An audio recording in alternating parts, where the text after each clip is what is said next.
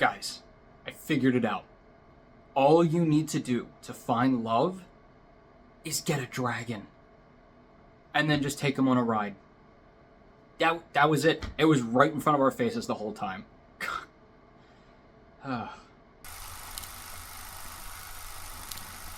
Welcome back to the channel, everybody. Today our movie in the middle is How to Train Your Dragon.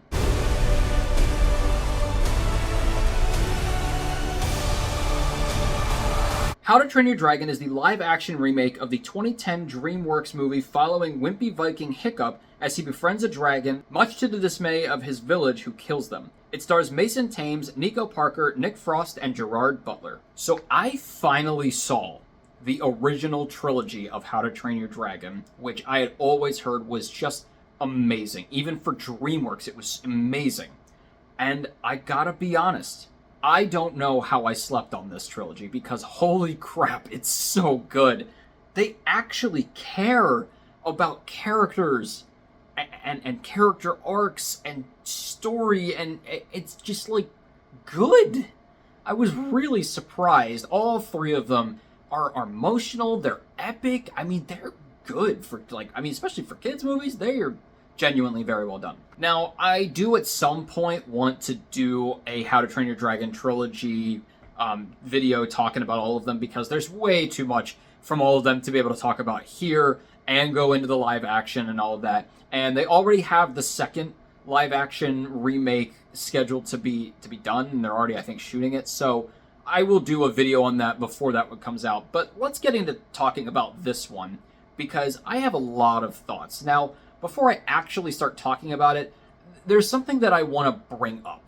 Now, just to preface this real quick, this is something that I've been kind of struggling with figuring out how to word this, how to write this review, because of what I'm about to talk about in terms of like the live action versus the animation and, you know, what that means for movies. So if you find that I'm rambling for a minute or maybe going in a couple of circles, that's why. So before I actually get into talking about this movie specifically, the entire concept of remaking an animated movie into live action is something I've been wanting to talk about for a bit, because we're kind of at the point now where, I don't want to say it's a problem, but we have some weird things that are going on with it. When it comes to remaking an animated movie where you already have a really great movie and you want to do it in live action, what's the point? Well, it's because we would like to see what this great movie would look like in real life. And that was a really great idea and a really great thought process a decade ago. But while the temptation to know that is still there for lots of beloved animated movies, after we've kind of seen a couple years to almost like maybe 10, 15 years of this at this point, after the whole process of casting, shooting, editing, marketing, the film actually coming out, and more often than not being that great, it does tend to feel like, yeah, that was basically the same movie, so what was the point? Or on the other side, it wasn't at all the same movie, they changed too much, so why ruin it? We've kind of made this catch-22 when it comes to live-action remakes. You know, if it's pretty much the same, it feels like redundant, a waste of money and talent when you could be doing something else, something fresh. If they change a lot, well, why would you ruin the source material? Why would you take away from what was already great? If it's too goofy, it doesn't translate well from animation to live action. If it's too realistic, well, now it's too gritty and you're taking away the animated personality at its core. So it's kind of starting to feel at this point that there's generally not really any great way to do it.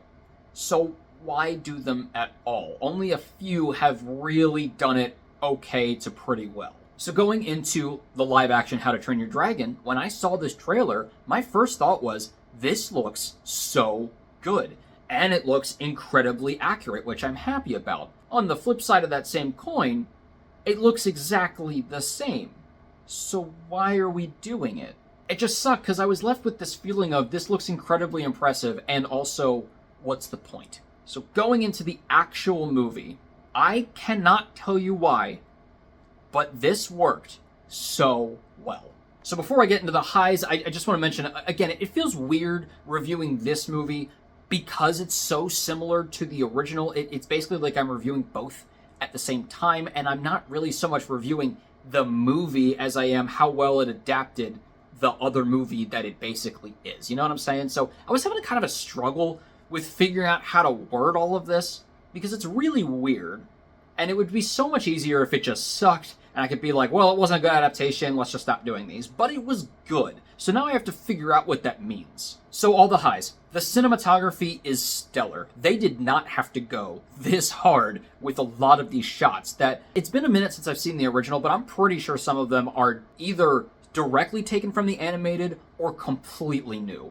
But either way, it's beautifully shot. And the flight scenes, I mean, you know, the most famous scene from the movie is the test flight. That's what everybody loves. They even know that that's the score name. That rarely ever happens. So you know that this is one that people are looking forward to, and it better be done well.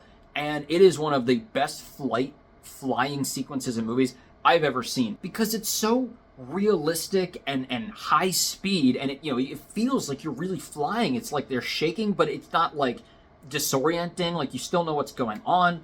It was basically like almost being in one of those simulators at like a Disney World or Universal, something like that. Which now that they have Epic Universe, maybe they're actually going to have that. And then of course, along with that, the music by John Powell once again is freaking amazing. Of course, you have the test flight score and the How to Train Your Dragon main theme and all that, but there's also just such great emotional music. There's a lot of choral going on here. There's a lot of violins and Celtic feels. I mean, it was beautiful. He always eats. And the characters, not only are the characters so well done in terms of adapting from the original in terms of what they look like and how they feel and how they move, but again, just in the emotion and how they interact with each other. This is one of those praises that's more on the original, because they just kind of mapped it from that.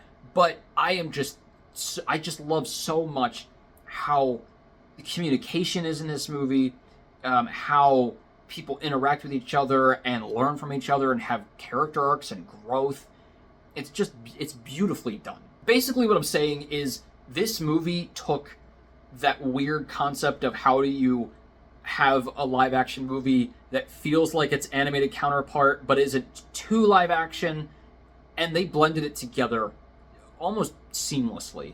Every character, every aspect feels like literally like an animated movie come to life. Not a live action remake of an animated movie, but the animated movie come to life. Mason Thames was amazing as Hiccup. I do think that, there's a little bit of difference there. He does feel generally a bit more, I don't know, bulkier, a little bit more competent than actual Hiccup in the original. It just could be because Mason Thames is a freaking beast in many of these photos that he's had recently, because, he's aged very quickly. But he doesn't have, that classic Jay Baruchel natural wimpy kind of thing, and he doesn't sway as much, and there's just some things about him that I think the voice really brings. But that being said, the way he moves, the way he interacts with people, it's still incredible and very, very much a good live action version of Hiccup. Nico Parker, I'm not going to get into this. This is an entirely other video, and I've rambled too much about things already.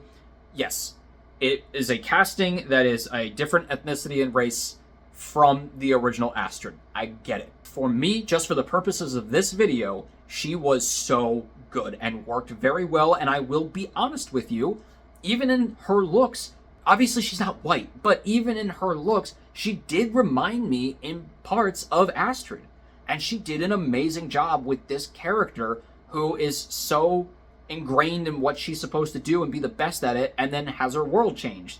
I mean, it's just, she did an amazing job. Nick Frost as Gobber was basically perfect casting. He was awesome, brought Gobber to life. I don't know what else to say. I love Nick Frost and everything that he's in, but he was a perfect casting for this. If I'm talking about perfect casting, obviously Gerard Butler did the voice for the original Stoic, but I gotta say, he brought it when it came to actually playing and portraying the live action Stoic. This was like one of the most purely perfect adaptations and castings for a character I have ever seen. I don't know, maybe I'm overthinking it, maybe I'm hyping it up too much. For me, he was incredible. And maybe it's just because I've always seen Gerard Butler as your stereotypical action guy. But in here, his voice, his mannerisms, his emotion, all of it was spot on. And lastly, the other kids, it's crazy to me that even for them, they were able to get, especially for, I think it's Tough Nut, the brother, they were going to get somebody who is so reminiscent of the original. It's just crazy how they were able to do that, you know? These kids that they got were so good in their respective roles, being that kind of dorky, you know, animated movie humor, but also still being able to take them seriously. They were great. And finally, one other character I obviously have to bring up is Toothless. And again, this is a weird thing because of the CGI of it and all of that. And, you know, I have thoughts on, like, how the CGI in Sonic is, and a lot of these movies where it's like, oh, you're doing live action, but they still kind of look like a cartoon. They still kind of look like they should be in the Super Mario Brothers, you know, animated movie, not live action. I get that the original Sonic design was not good, but then they just made him an animated character again. And I'm like, so it's not live action. Like, I don't get it. Here, clearly, it feels a little bit more tactile and real CGI, like he's a real dragon. What I do appreciate is that all the other dragons look more realistic, while still, again, having this animated quality about them. But Toothless, while I can't say he's completely realistic, it is for a purpose, because he has to have the most expression. And I love that about him. I love, in both this and the original, how they give him such personality. They make him feel, and all these characters, like living, breathing people.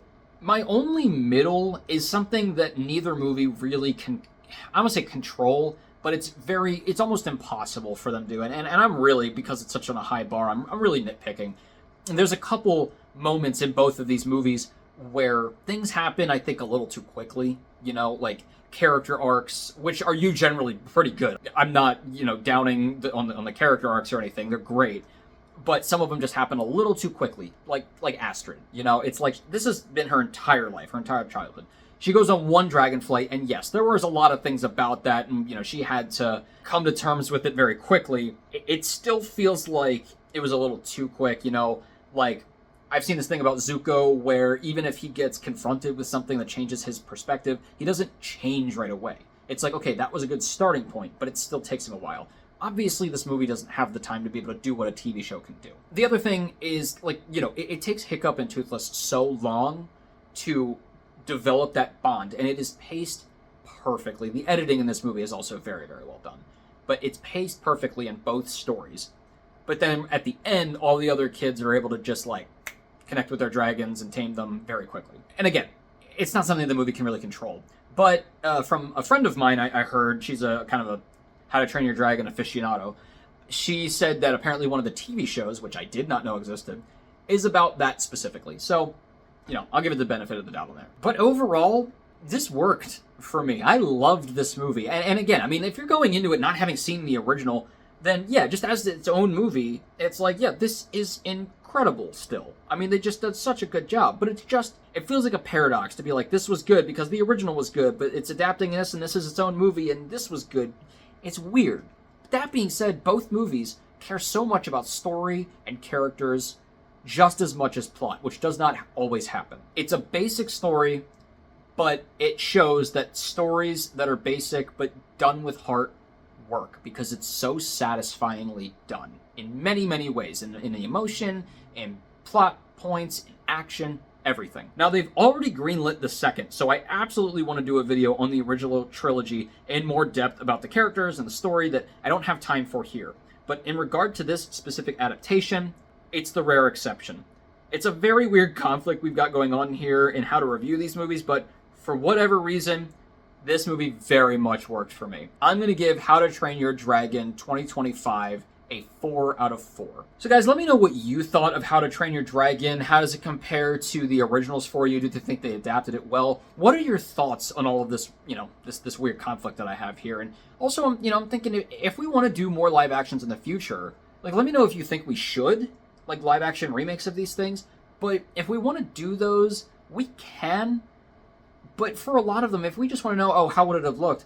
We have AI now. We can just type in, how would Hercules look in a live-action role? And you can just see that, and that's it, and great. And now we can do a new movie. But sometimes it does work.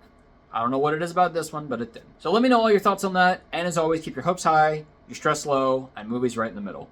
I'll see you guys later.